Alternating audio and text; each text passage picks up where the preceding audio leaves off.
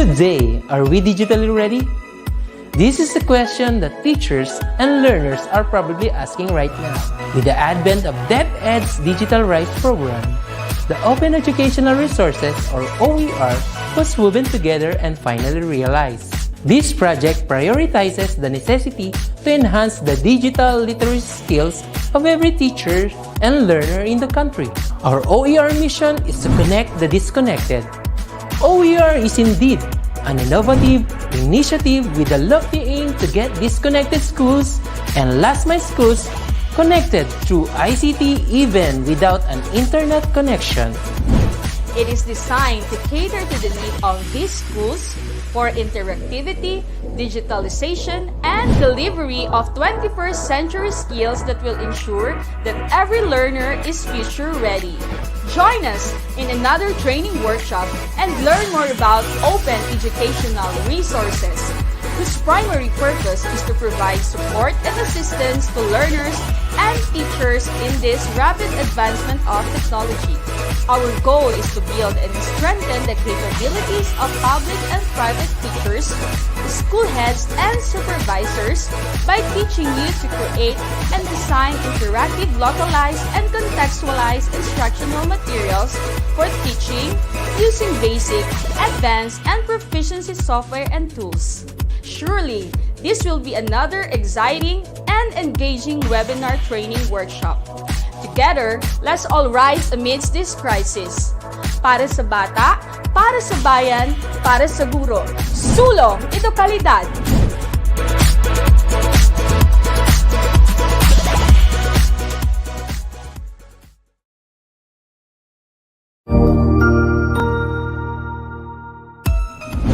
Mabuhay! Good day to all! I am your tutor Madge. Welcome to ETUlay, a free online tutorial, an initiative of the Department of Education, Information and Communications Technology Service, Educational Technology Unit, ICTS EdTech. This program is aimed at helping and assisting learners from kindergarten, senior high school, ALS, Alive, and SPED learners. Aside from answering the modules, the ETUlay is offering programs which you will surely look forward to. Together with our parents and teachers, the ETUlay will bridge the gaps where difficulty and ease meet in learning new knowledge and skills. So, let us prepare our modules, pen and paper. Ready your mind to see and hear worthwhile and interesting lessons. Let us now study and learn, together with our volunteer online tutors. Tara na!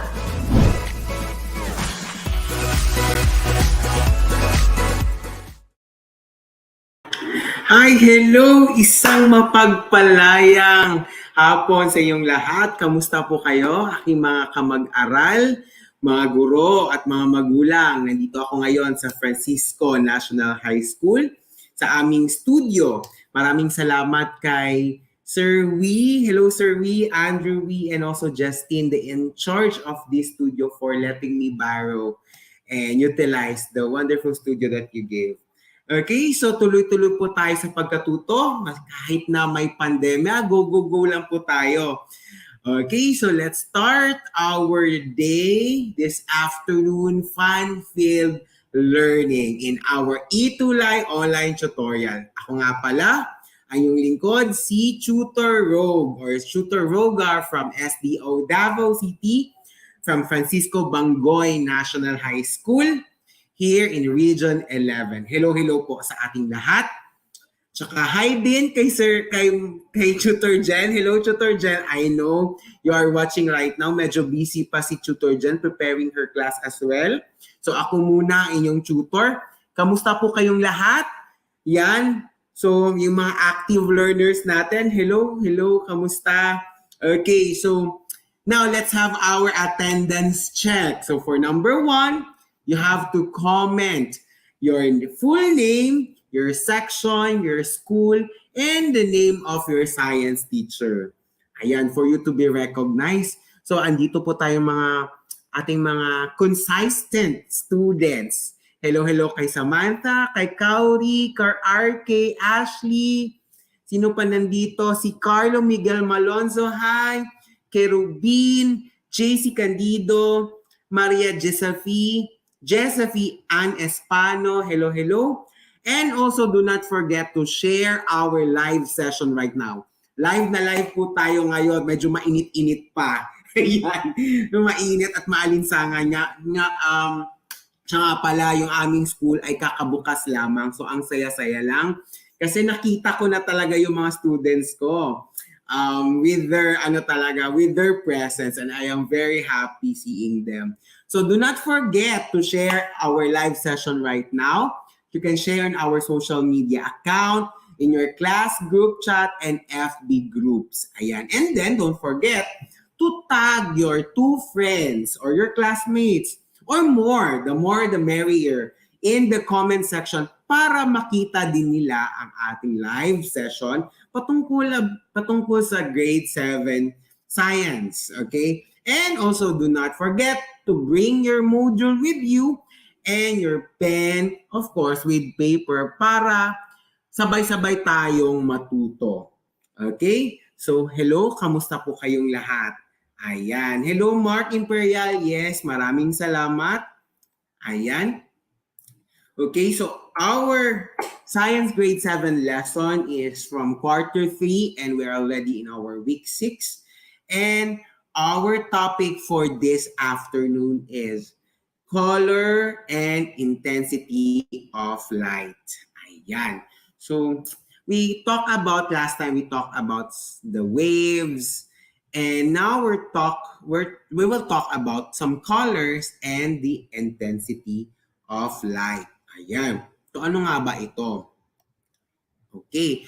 So, our topic is based from a module from SDO Davao City with the writer, Ma'am Maricel B. Lusica. So, shout out po sa ating writer, Ma'am Maricel B. Lusica from Davao City. Ayan.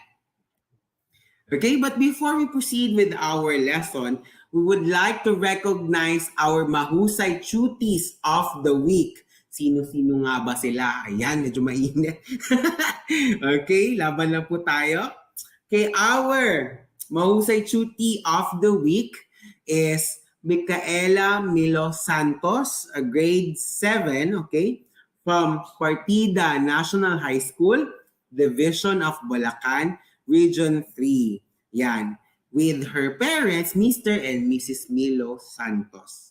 Thank you so much, Micaela. Okay, another cutie of the week is Zelsi Kate Villegas, of course, a grade 7 learner from Baruya High School, Lubao West District, Division of Pampanga, Region 3. And her science teacher is Ma'am Ann Aguinaldo.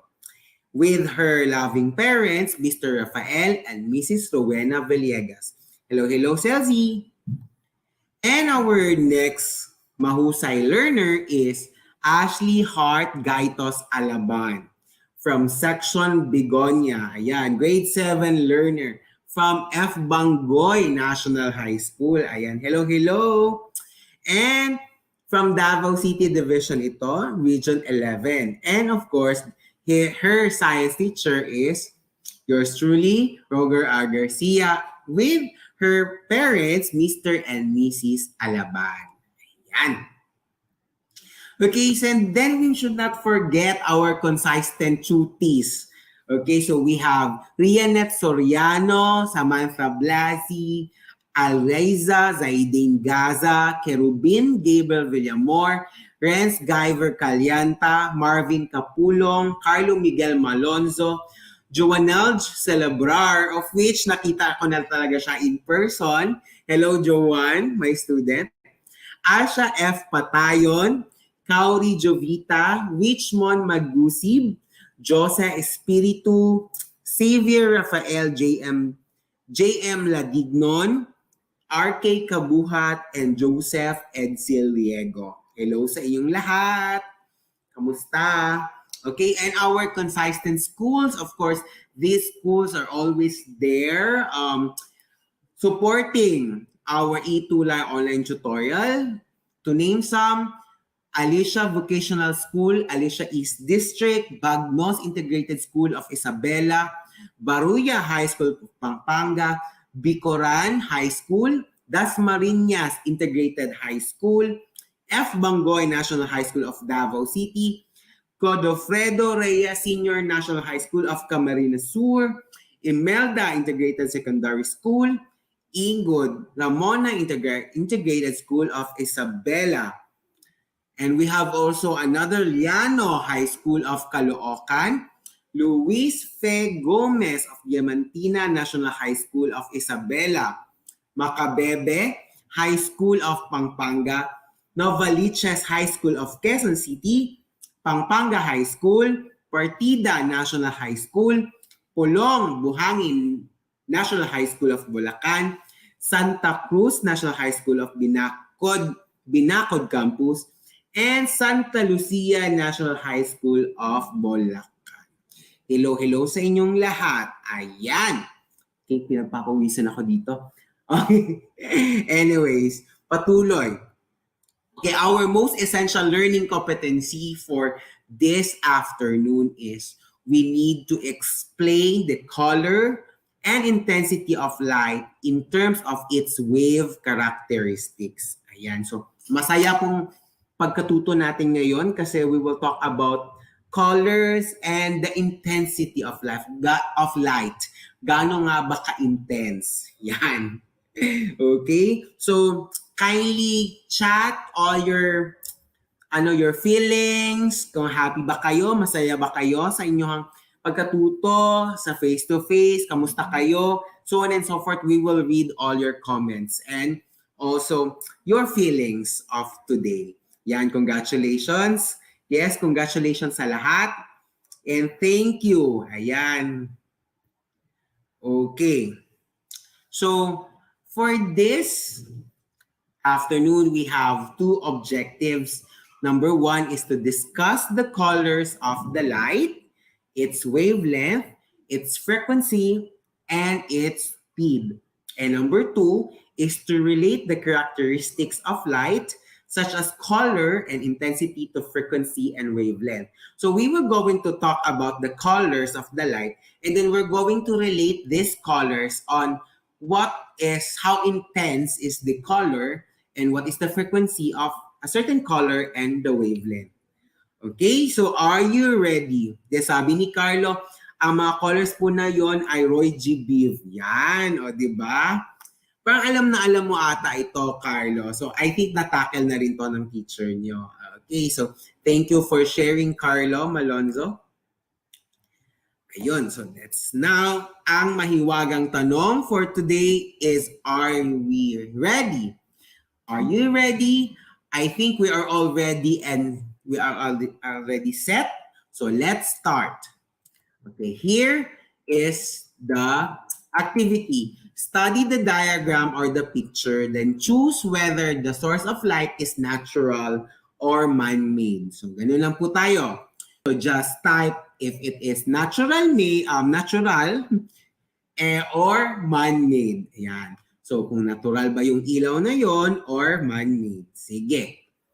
Okay, so we have here that sun rays. Is it natural or man-made? Kindly type on the chat box and choose whether it's natural or man-made. Okay, so while waiting for your answers, I would like to greet all the teachers of Francisco Bangoy National High School who are watching right now, and also those teachers who are teaching right now face-to-face with limited students and with proper protocols. Okay, so we have the answers. Okay, obviously it is a natural light. So congratulations. So all of your answers are correct. Keisha, Trina, Marge, Maria, Jessavi, Richmond, Liza, Marge, Kerubin, Kauri, Marge, Gillian, Carlo, Andrea, and a lot more. Ayan, maraming salamat sa inyong comments. Let's go to number 2. Yan, flashlight. Is it a man-made or a natural light? Okay? Ayan, kamusta po kayong lahat? I would like also to greet a happy birthday sa lahat ng nagbi-birthday ng March ngayon, sa buwan ng Marso. Ayan, so the answer number 2 is, of course, it is man-made. Ayan, so tama si Carlo Miguel Malonzo, J.M. Ladignon, Alriza, Kauri, Ashley, Don Lester Bayowa, and a lot Arky, and a lot more, Andrea, and so on and so forth. Wow, ang galing. Next, that one from the moonlight. Okay, is it a man-made or a natural light? So, napakaganda ng buwan, di ba? May ano nga dyan, may kanta, di ba? So, obviously, hindi ako kakanta. Sorry. Okay, for number 3. Okay, Samantha answered natural. Kirubin answered natural. Okay, so obviously, that light coming from the moon is natural light. Ayan. So, ayun. So, all of your answers are correct. And that picture that you've seen right now is an example of a natural light. Okay? So, pag sinasabing natural light, that is natural. It's not being made by humans. So, question, bakit tayo nakakita? Bakit tayo natin na-appreciate yung light? Because of the word, okay? Because of the word visible light, okay? So that visible light, it means that it is part of an electromagnetic radiation spectrum found between the infrared and the ultraviolet radiation. This region is consist of a spectrum of wavelengths that range from approximately 700 nanometers, or abbreviated as small letter N and M, to approximately 400 nanometers. So all of these things that you've seen, most especially when it comes to light, are called visible light. Kaya nga siya visible kasi nakikita natin. Okay? Next. Okay. And dispersion of light, on the other hand, it means that it is a phenomenon at which the prism separates white light into its component colors. So now here, I'm going to show you a dispersion of colors. From the white light, okay, using the glass prism, there is what we call the dispersion of light, and you can able to see Roy G. Biv, yung sinasabi ni Malonzo. Yan, sabi niya na Roy G. Biv po yung mga lights na yon. Those are red, orange, yellow, green, blue, indigo, and violet. And these colors have different wavelengths, frequencies. Ayan. So, to discuss, let's proceed. Okay. Show different wavelengths. The rainbow, okay, the rainbow is the best example of a dispersion, an example of a dispersion of light, wherein you can able to see the red, the orange, the yellow, the green, blue, indigo, and violet. It has an acronym of Roy G. Biv, or ROYGBIV. These colors of the light, together with the intensity of light, are the special properties of light. Ayan. So you may able to witness a rainbow, right? Sino dito ang nakakita na ng rainbow? Diba? It has red, it has orange, has yellow, green, blue, indigo, and violet. And this happened because of the dispersion of light from the white light. Okay? Now? Okay, yan ang rainbow. Okay, now let's talk about the characteristics of light wave. Number 1 is the colors of light. Okay, so as you could see, the wavelengths of colors from red to violet. What can you say about their wavelength? Right? Sige, let's proceed. On this part, the color of light are arranged in decreasing wavelength. Diba? So, nakikita nyo, from red, medyo malaki pa yung wave niya hanggang papaliit ng papaliit. Okay? So, okay, I'll be using the laser pointer.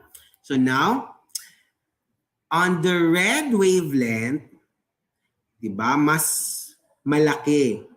Compare mo sa orange, yellow, green, blue, indigo, and violet. So the longest wavelengths, around 700 nanometers, are red. And the shortest wavelengths of 400 nanometers are violet. So always remember that the wavelength, okay, talking about the wavelength, is arranged in decreasing wavelengths. Hindi po siya pa-increase. Okay? So again, the longest wavelength is color. What's the color? It's the color red. And the shortest wavelength is the violet. Yan. Take note of that. Okay. So it means, what does it mean? What does it mean if it has a shorter or a longest wavelength? The shorter wavelength means the frequency will be higher because one cycle can pass in a shorter amount of time. Kasi sobrang bilis niya. Kasi nga short yung kanyang wavelength. Compare sa malaki yung wave or malaki ang wavelength.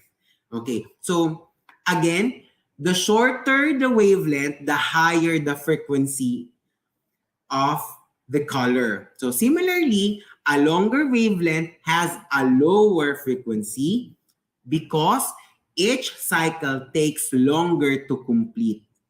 Kasi malaki yung kanyang wavelength, di ba? So it takes time to complete. So it has a lower frequency.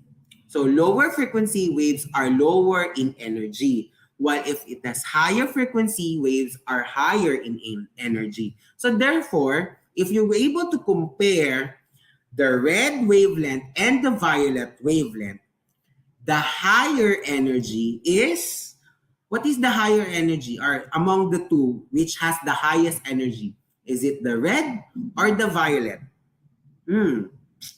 What do you think? It is the violet. Why? Because the violet has the highest frequency compared to red, which has the lower frequency. However, you should take note, okay, thank you. Thank you, Jonaline. Thank you, Samantha. Yeah, you're correct. It's violet. However, the longest wavelength among the two is the red.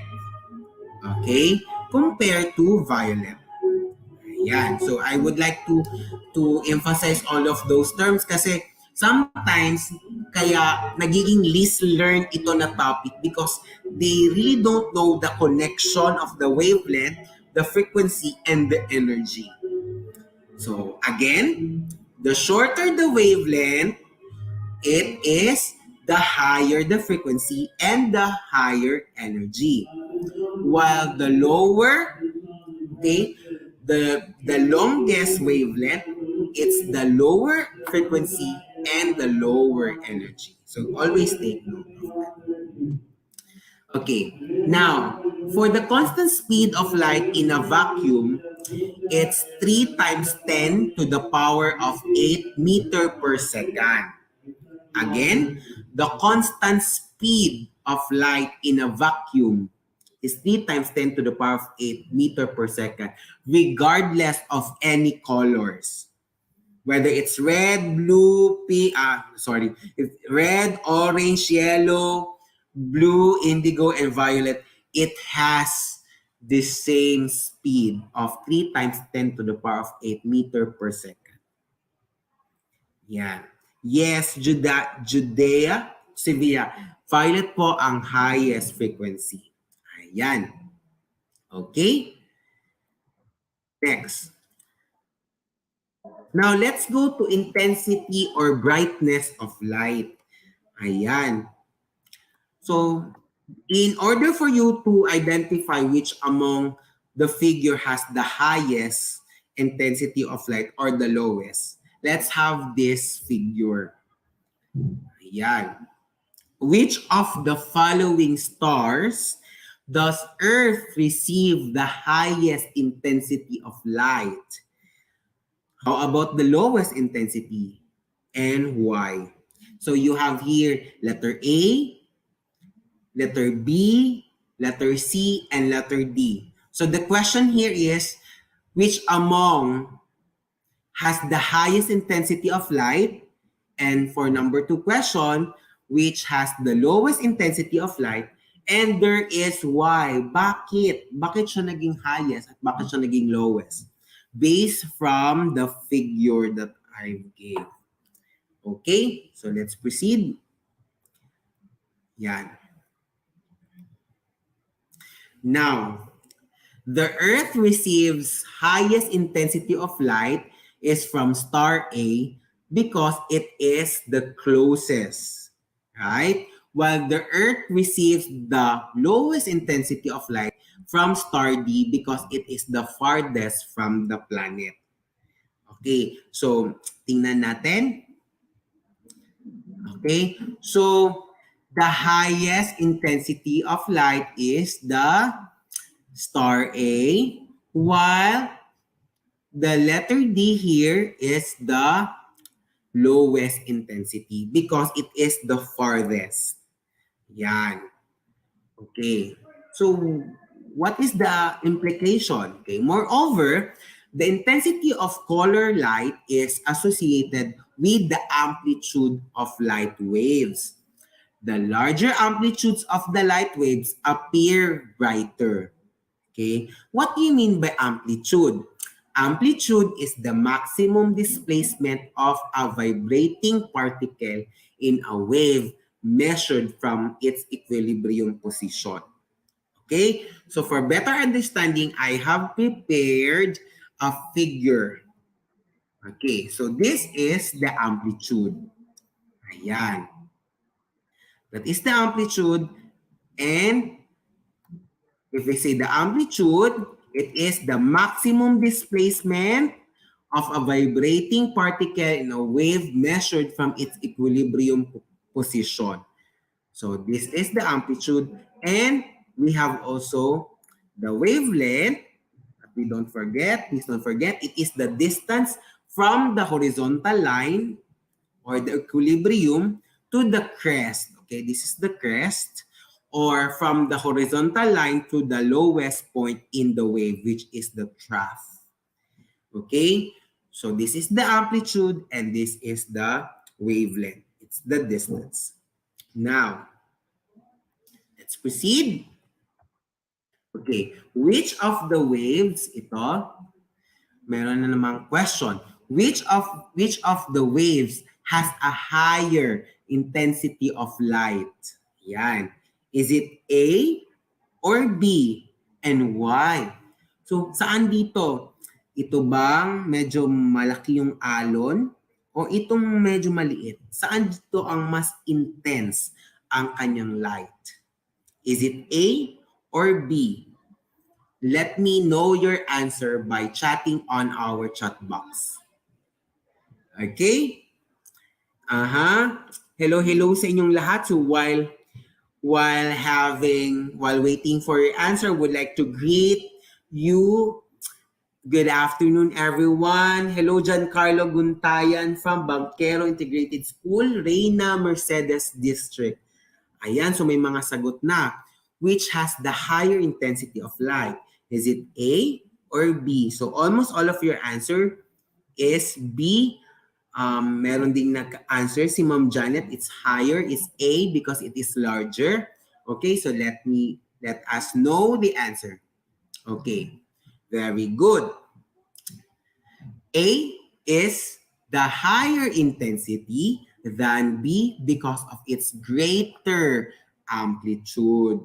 So, Correct si Ma'am Janet Patayon. Okay. So the greater the amplitude, okay, the greater the amplitude, this is the amplitude, the distance, it's the greater the intensity of light. Okay? Tito, maliit yung kanyang amplitude. So maliit lang din ang kanyang, mahina din ang kanyang intense ng light. Okay? Yes, Ma'am Janet, you are correct. Okay? Now, I have here, take note, the closer the illuminated surface to the source, the higher the intensity of the light. So for example, pag malapit ka sa isang kandila, di ba, mas higher yung intensity na nare-receive mo kaysa nasa malayo ka. Same as the larger the amplitude of the wave, the greater the intensity of light. So meaning, if it is greater intensity of light, mas mainit, okay, there is an increasing temperature. So the frequency of the light also increases with the intensity of light. Okay? So always take note that if you are closer to a certain illuminated or mailaw na bagay, mas mataas yung intensity, okay, na nare-receive mo when it comes to light. And if mataas ang intensity, mataas din ang amplitude ng wave. Okay? We're not talking about wavelength now, but we're talking about the amplitude, the distance. Okay? Okay, and if mataas yung amplitude, mataas din ang intensity ng light. At the same time, pag mataas ang intensity ng light, mas mainit. Okay? Mas mainit, kaya increasing temperature. If mataas ang temperature, mataas din ang frequency ng light. Okay? So let's have the summary. Okay. Magkakaroon tayo ng summary. Yan. For you to understand well. Okay, balikan muna natin yung sagot. May mga mga sagot dito. JC Cadasio, sabi niya, A has higher intensity than B because of the greater amplitude. Okay, tama yun, no? Okay, Benedict answered A. Ray Allen B. Cloza, correct. Okay, letter B, mali. Justin Andana, correct A. Ayan. Sabi ni Alriza Zaydin Gaza, higher po intensity pag mas malapit. Yes, very good. Okay. Yes, still watching. Thank you so much. Our dear students who are still watching, please don't forget to tag your classmates and share this one to your wall. And also, we are also live in YouTube. Ayan. Hello, kamusta? Yes, I've seen new names here. Hello kay Freya Sherry Remante from Godofredo Reyes Senior National High School of Fragay, SDO of Camarines Sur. Yan. Hello sa iyo, Freya. And also, ayan, ang daming mga bagong estudyante and I am so happy. And also, Tutor Jen is also happy having new students in our ETUlay program. Hello sa inyong lahat. Okay, now let's have our summary for you not to be confused more.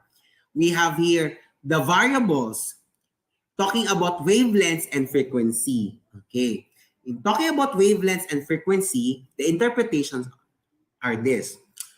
They are opposite to each other. Okay, the longer the wavelength, the lower the frequency. Okay, the higher, okay, the shorter the wavelength, okay, the shorter the wavelength, the higher the frequency. If mataas yung frequency, mataas din yung energy. Pag mataas ang energy, of course, it increasing. Okay, there's an increase of temperature. Ayan.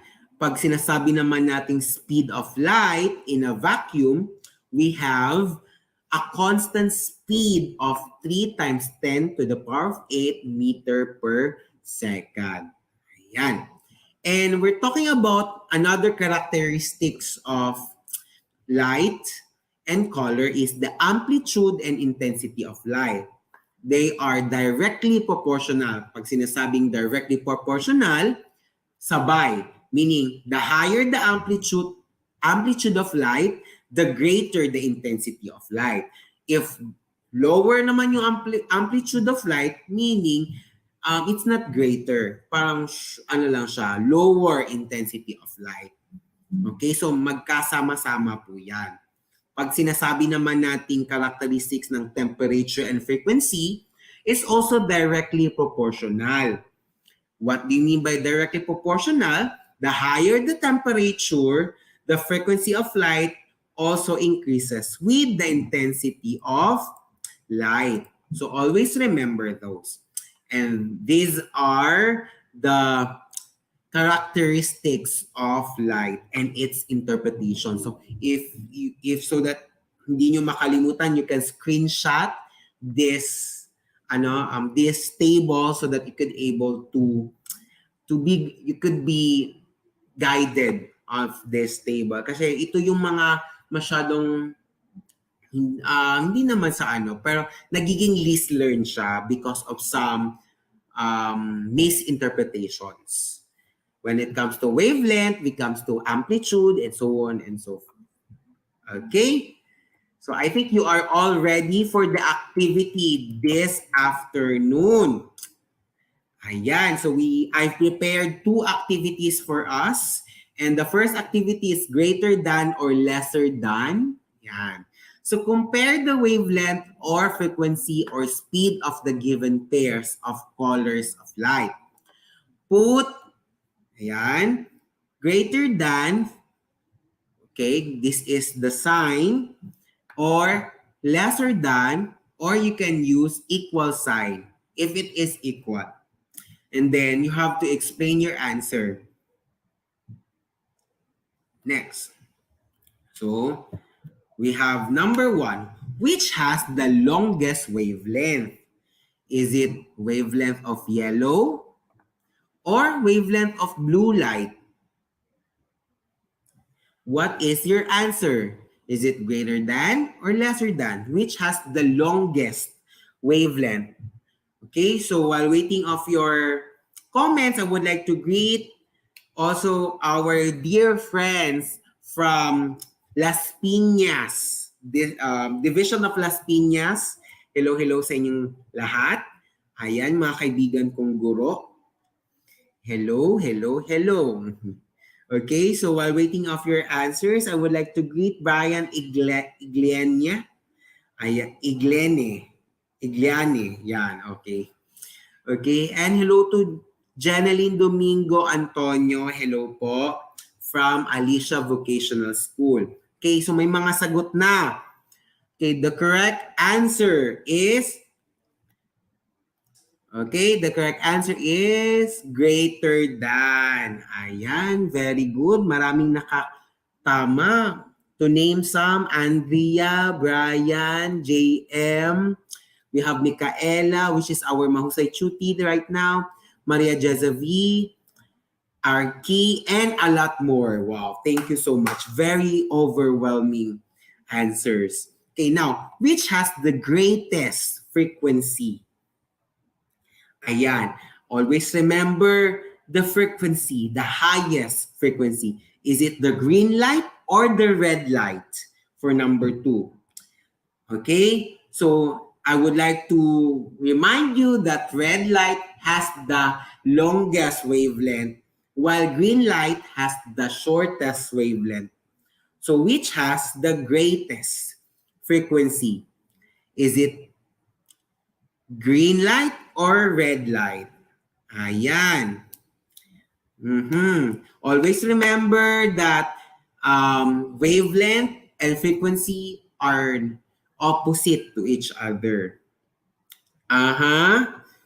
Okay.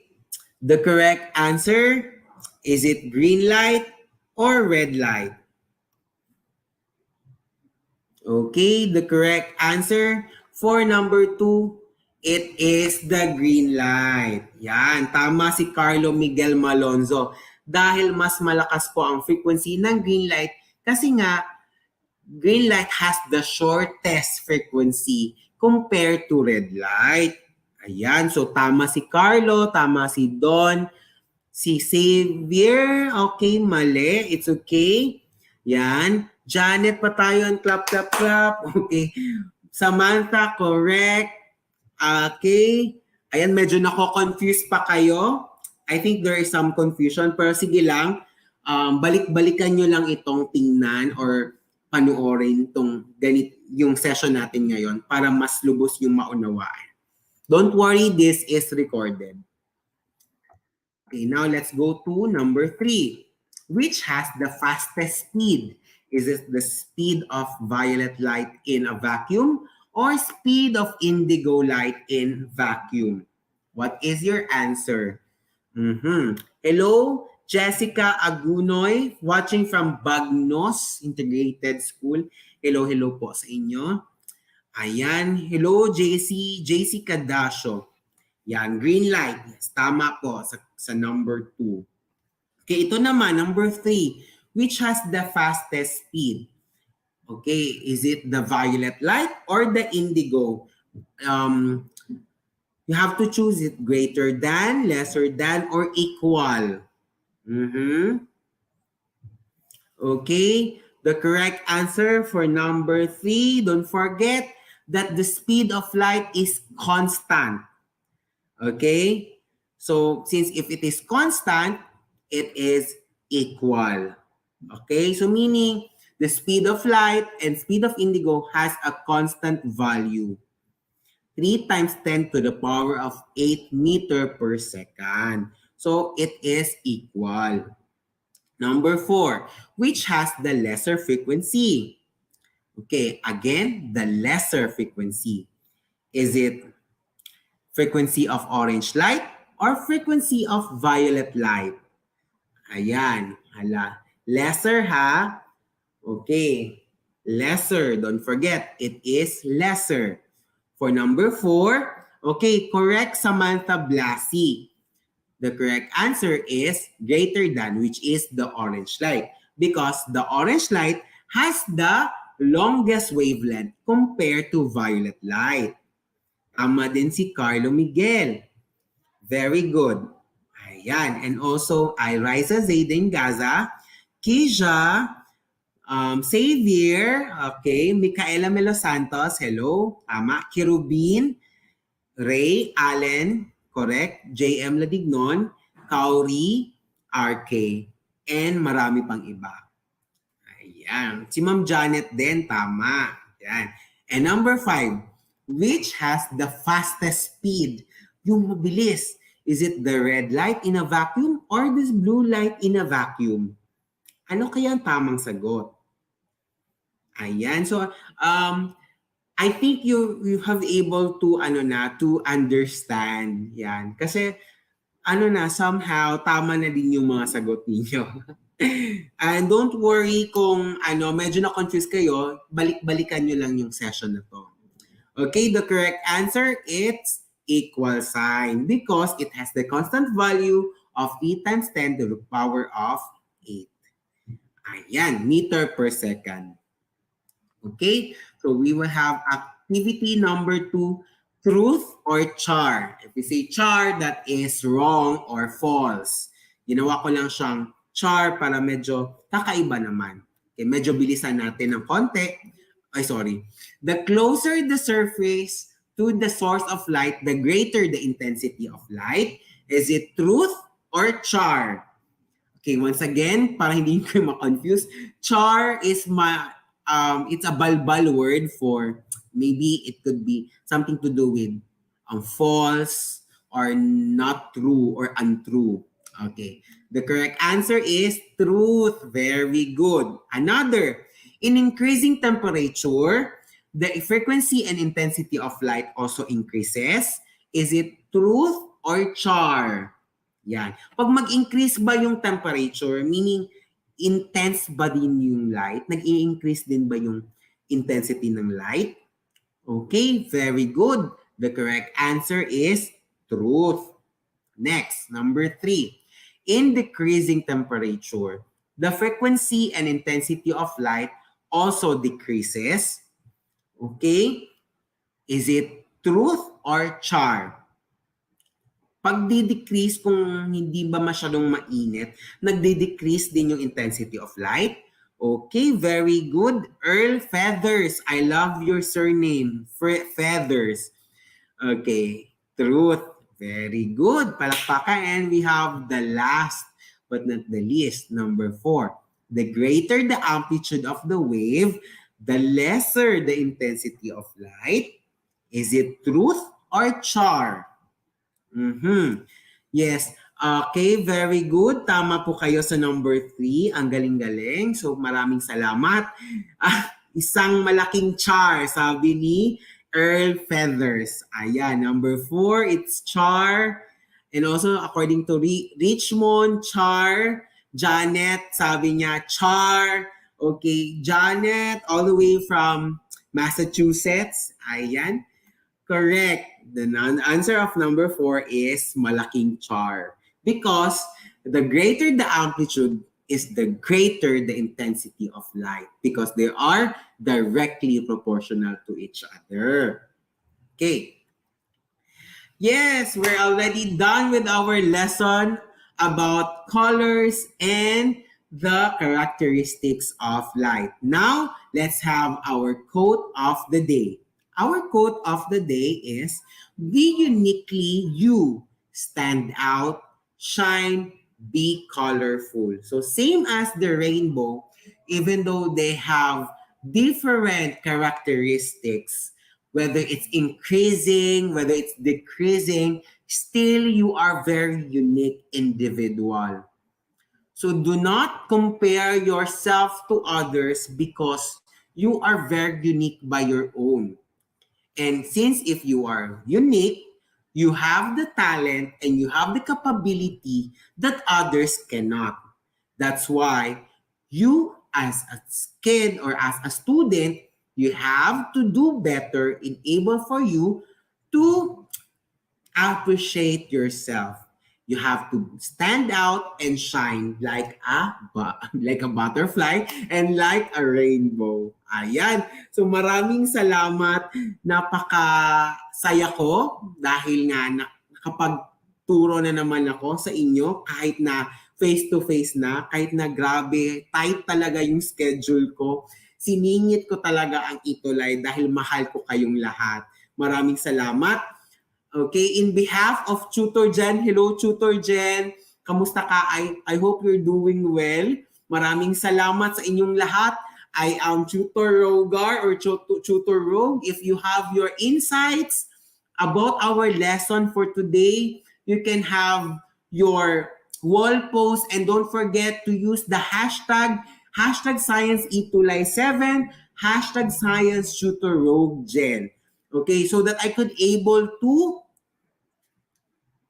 know your insights and also to include you as part of our Mahusay students of the week. Don't forget to write your name, your school, your division, your region, your science teacher, and also your parents' name. Maraming salamat sa inyong lahat in behalf of Tutor Jen. Patuloy po tayo sa harap ng pandemya, isulong natin, sulong edukalidad. Thank you so much for comments, suggestions. Email us at edtech@deped.gov.ph or you can scan the code. Up next is Tutor Z and Tutor Marky of Science 8. Maraming salamat. To God be all the glory. Bye!